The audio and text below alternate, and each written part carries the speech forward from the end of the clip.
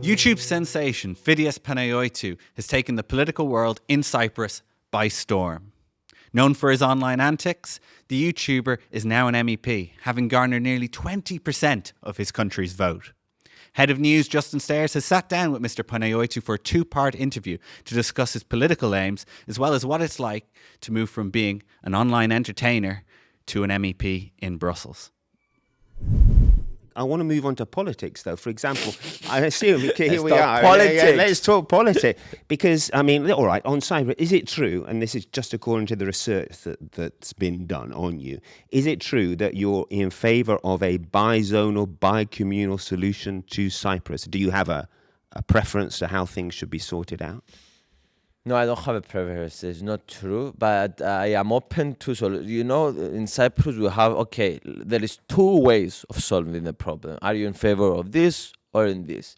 So I'm not sure if that's the right way to solve. Maybe there is a part 3 plan, or let's see, data are changing all the time. So maybe let's think about some other things. But to be honest, I'm not that knowledgeable on how to. So the politicians in my country, they're trying to solve this for 50 years. It's been 50 years that the problem is. So I'm not sure if I will be the one to come up with in the next 2-3 years with the exact way how we're going to solve the problem. Open-minded on that one. Open-minded and be open to some new solutions. And what about migration? Because I know that's a big issue in Cyprus. Yes. Right? Do you have an opinion on that one? Yes, I have an opinion that I think is more fair, because I think we are having kind of a bigger problem than the countries in the rest of the countries in Europe because of our geographic location. Right. So we receive a lot more people there. So I think it's fair to say for people to be distributed evenly in all the European countries and not for some countries to have more, because I think it kind of became a problem. People in Cyprus are not happy with how many people we receive. So the idea is reduce the burden on Cyprus and distribute it to all the which countries is more or evenly. less what the European Commission wants to do. So we're just trying. Let's do it. Let's be quicker, because European decisions that are happening now and after it becomes years. Europe is very slow. It's very slow. So, and you mentioned the green groups. You're in talks with them. Is that because you're an ecologist, or? Well, because they are kind of open-minded and they allow you to vote whatever you want, and it's more free to be with them. But also I believe I follow Elon Musk advice on this, we have one planet, let's not play Russian roulette with it, with 6 bullets, and let's see if we can destroy it or not. Even if there is 1% chance of us harming the whole planet, we only have one planet. So let's be careful. So I agree with the whole theme of helping the environment, but maybe with not all the methods. Let's close everything. Let's not have cars. It will take some time to have sustainable energy and all this stuff. So I want to know your first impressions. I mean, you've been in the European Parliament. You've come to the Brussels Signal Studio from the European Parliament. But how many times have you actually visited so far? I'm here started this week to the job. They gave you an office? No, they will give me an office when the old MEPs will leave. So in 15-20 days. Right. But I have some friends from Cyprus that are already MEPs, and they gave me an office to them. Okay. So I am there from the morning. Right. Until 10 a.m. in the morning, until 10 a.m. in the night, and just having meetings. I'm asking questions. I need to understand, because to develop a plan and to understand what is going on, you need to understand the whole data, how a system works, what it is, and slowly you can develop a plan and be effective. Right, and that means you'll be getting assistance or something like that. You work with your sister at the moment? Is she on the YouTube side? Yes, but you are not allowed to work with members of your family, but because hopefully, thank God, we have some money from the YouTube, I will employ her on myself, and she will come as well. And now I'm in the look to understand because it's easy to hire editors, let's say, for my team of YouTube, but because I know how a video can go viral and what you need to edit. But now it's positions that I don't have a lot of experience, so I need to learn it myself. I need to understand so I can hire and guide some people. But it's almost impossible task because I need to hire people so it's difficult. I have a lot of work. And then if you join committees, you're going to have to go in and sign to get the money. I mean, you're going to be, you won't. This is what they're doing. Yeah, you have to sign. I started signing already. Started signing already. It's kind of a joke, guys. It's like everyone is running to sign to get the 350 euro of the day. And That's it's it. Yeah. Maybe that system needs changing, because some of them, they go in and they sign and then they leave. You know that. They leave, yeah. Or they just go 9 a.m., 9 p.m. in the night just to sign. But it's not a problem.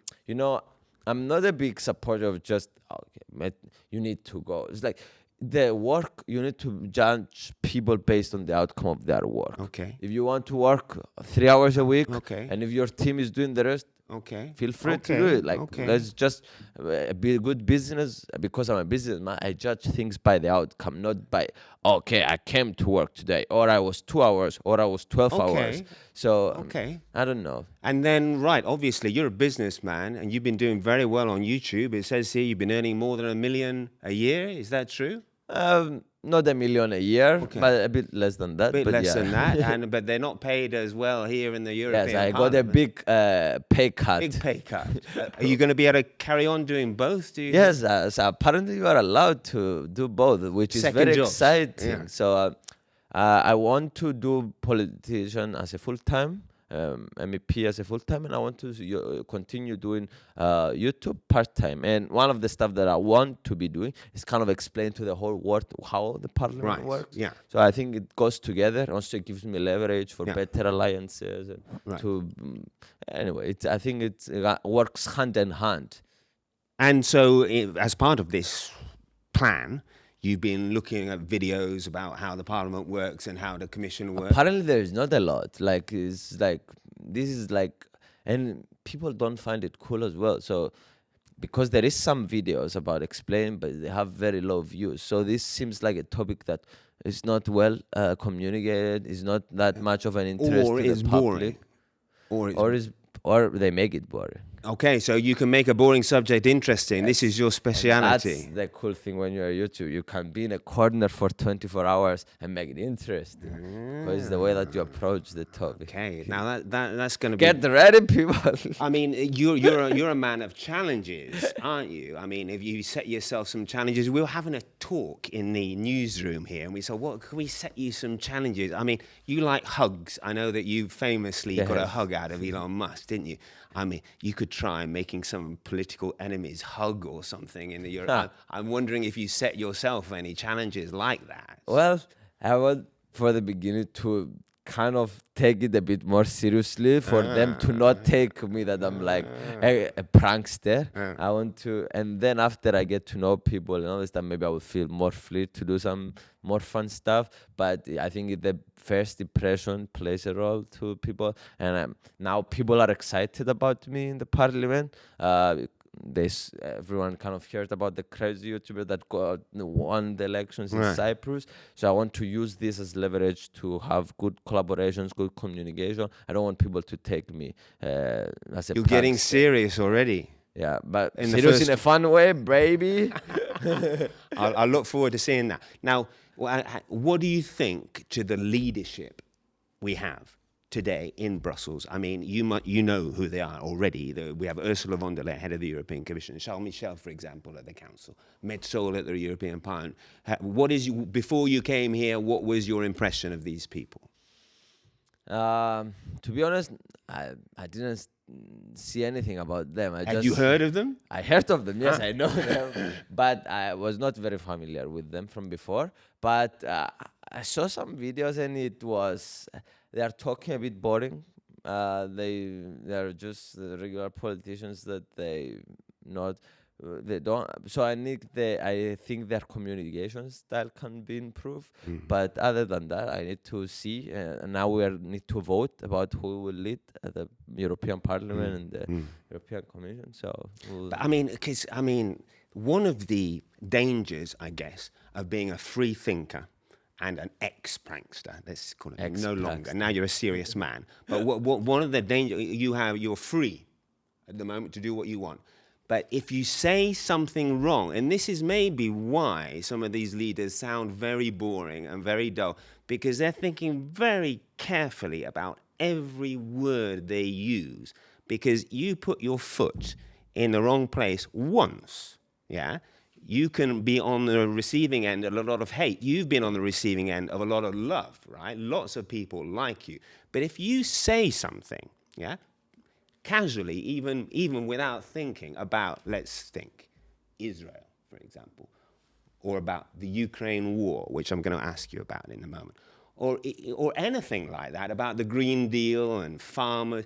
If you will say something, you'll have to say something because you'll be voting, right? You'll have to justify your vote. And suddenly, you're no longer this kind of fun guy who does videos. Then you suddenly become a very serious politician. Some people will support you, but some people will not like you. Understand this. Your life is going to change dramatically in that sense as well, right? You're prepared for this? Yes, but I think you kind of directed kind of a question about, in a way, of what I think about this communication style, and like being afraid for every word to be wrong and to polarize people. Well, I think that's a true problem, and but we have two alternatives: to talk more passionately and maybe make one mistake here and there more freely, and to have an audience that hear our stuff. Because it's kind of a problem, I think, to be the president of the European Parliament and to upload a video and to get 10 views. You understand this, right? Is a big problem. Nobody the fuck hears what you're saying. So we are running into two lines. Nobody hears what I'm saying. I'm saying politically correctly, and I have an audience that understands, and they. Okay. So I think that's kind of a trait that sometimes you need to jump. Yeah. You have to connect with the people as well, right? Yeah, I see your point. Okay, what's your position on the Ukraine war? What is my position on the Ukraine war? Okay, so in my candidacy, I didn't want to say a lot of stuff about positions because I understood that it's polarizing people more. So I was just against the system, and I avoided to say position. I was saying positions that I knew about the school system that sucks and all this stuff, but which I'm very passionate. As a young person, I think the school system in most countries in Europe, they are killing creativity, not encouraging creativity. And I was talking more about this thing that I understand and know. I don't understand a lot of things, but to me, as an outsider, it seems like a war between evil and the greater evil. So it's not good or bad. So, and to this... just to understand, did you just say between two evils? Two evils. One lesser, one greater? Yes. Okay, go on. So... because I think this is not a war between Ukraine and Russia, it's between the United States and Russia. And like millions of people are dying, and like the Ukraine became like the playing field that USA is doing the war. So I don't know. I think greater evil is United States and evil is Russia. Okay. So I think this needs to be solved in one way. What's the solution? Or the other. Here in Brussels, right? There are essentially two positions. The vast majority of politicians, your colleagues, the vast majority are pro-Ukraine, and they're collecting a lot of money and a lot of munitions to send to Ukraine. And then there's a minority which would call themselves pro-peace, who would say, we want the war to stop, and the best way to stop a war is to find a diplomatic solution. But the first group would say, no, we have to defeat Putin, otherwise who knows what he'll do next, okay? Yeah. So, I mean, are you going to choose one camp or are you going to try and stay in the middle?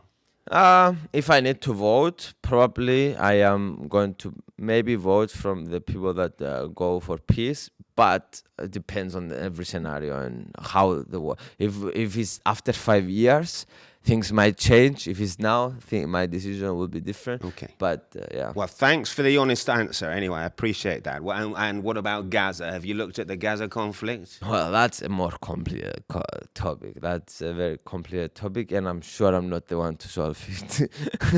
Well, lots of people have tried and failed. Yeah, it's true. But I mean, do you have any position on what Europe should do, if anything? No, I don't have. No position. But if for example, if we need to vote on some stuff, I have time to understand. I will have the right team, and we're going to have a philosophical discussion on how we think the data are present, and what we can vote, and what is the dilemma here, and I will vote. Okay.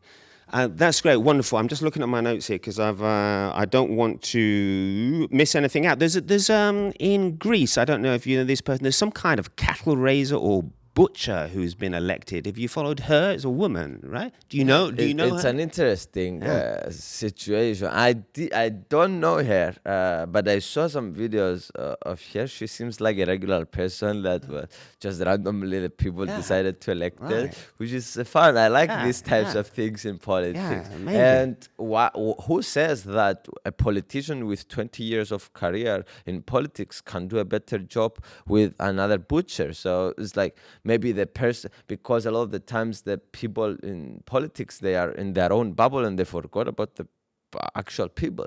So maybe if you are one of the people, maybe we're going to judge you by your term. So I think let's give them a chance. These new and different people. Yeah, right. Let's give them a chance. Because I'm one of them. You are one of them, right? Right. Well, yeah. This is your big chance. The other thing I have here is you're a big believer in cryptocurrency. True. I am not a big believer in cryptocurrency, but yeah, I support Bitcoin. I think Bitcoin is going to do good for the world if it's more used by wider use and by governments and all this stuff. And I think countries should encourage it and not ban it. So okay, right? Okay.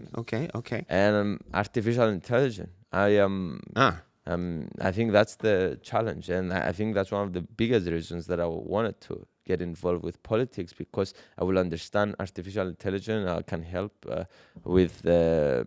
Because I think that's the most important topic now in the world. Right. I think bigger than any war, because I see some potential threats, some potential benefits where I think we're changing, the world is changing, and maybe in 10 years with the rapid growth, maybe we're going to have a different world. Maybe, for example, I'm a YouTuber. Now there's some stuff on OpenAI that you can say, have a video of Fidias in space and saying this thing with wearing a t-shirt of the European Parliament, and they can do that. So maybe they will take my job, those programs as a YouTuber and as an influencer. So this is things that we need to think about. This is things that we need to understand. And I'm not sure if the people, the old nerds in the parliament, understand about these topics and they feel them, the rapid technological evolution. So I think that was one of my responsibilities, to go here and understand and try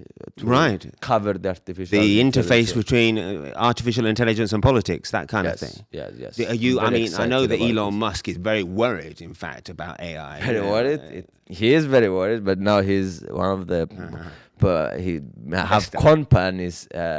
He developed companies about AI. Also, Tesla is an AI company. Also, X is an AI company. So yeah, as much as a critic he is, he's now in the game. Yeah. So he's saying, okay, let's not give them the way to choose our future. Maybe it's better for me that I'm a good guy to choose the future, which is an interesting thought. But maybe, like everyone, maybe we can, that is a danger always, maybe pave the road to hell with good intentions. So this is what because this can happen either way in politicians as well. Maybe you kind of limit the AI potential and you pave a word to hell, because, or maybe you unfold the AI Right, potential yeah, and yeah. you pave the word to hell with good intentions. So that's always a danger. And I'm just going to ask one more thing. Right, here in the European Parliament, they're struggling with that question. To what extent do we regulate, stop it? And to what extent do we just kind of like keep an eye on it? But there's another one, in fact. But fuck Europe. They are. You can say that here. They yeah, are. no problem. We're stopping the. You know, why always the innovation is in United States or in China? Okay. Why they are always because we're doing something wrong with the regulation. We're not attracting the right companies and all this stuff. We need to be more encouraged of this stuff, because that's the most important race, I think, in human history. And if we stay behind, maybe we completely stay behind and Forever. forever. So it's like a game that we need Get to on be with it. careful. Yeah. So. The last. I love you, Europe. That's not what you just said. Anyway, the parts of it, let's say. Listen, there's one more subject I wanted to talk about with you, and that is free speech, something that we go on and on about here. Now, are you aware of what's going on? Because there's legislation going through, they're talking about it at the moment, which means that, in theory, all your messages could be examined by some kind of algorithm. They claim it's to cut down on child porn. But on the other hand, we know this is the start of something that could be very bad. I mean, are you a free speech supporter? Maybe I can say I'm a free speech supporter. Maybe I like what Elon Musk is saying, free speech absolutist. Kind of let the people talk, and okay, there is some bad things about letting like killers say whatever they want on social media and all this stuff. You understand what I'm saying, right? So, but I think by and large, if we have the other opinions and have free speech, for example, I think banning Trump is not that I support Trump, but banning Trump from Twitter, I think that's causing more problems than solving problems, because he will find different voices, polarizing people. So maybe some kind of free speech, I think is important. But you said, though, just now that you were maybe a free speech absolutist. That means everybody gets to talk, right? Yes. Okay, so that includes, because, for example, here in the European Union, they've banned the Russian TV channel. Which that's, I think, a problem, because when you ban an opinion, maybe you understand, it's not that I agree with the Russian propaganda that they're trying to pass, but if we don't hear, it's like we're only hearing one side of the coin. Yeah. So I think give us the data, don't ban, or give us both of the sides and let us decide what we're going to do, and not just give us one-sided of the opinion. And this is I think, one of the biggest problems in the war of Ukraine, because for the last, 3 years that the war is going, we're just hearing the Ukraine side. Everything in the West, everything in the Russian side is banned. So, yeah. It's interesting. I'm happy now. I'm not saying that I support Putin. I am just saying that I'm happy that, for example, Tucker Carlson interviewed Putin and they put it on X. I think having our opinions there is important for democracy, for a healthy democratic system. We're going to leave it there. I just have one. It's not really a question. It's a plea. Maybe after how long? I don't know. After 6 months, will you come back and give us your first impressions? I mean, to see if your first impressions coincide with what you've learned 6 months later. I think we'll be interested. Maybe not 6 months. Give me more time to learn. Maybe a year. Okay. Maybe a year we can do it again. You can come and say what you've learned in in a year. That'd be year. wonderful. Okay. Thanks for coming. Okay, that's a promise. Thank you. I love you guys. Thank you for listening. I love to you us. too. I love you too. Thanks for watching. Like and subscribe for more videos.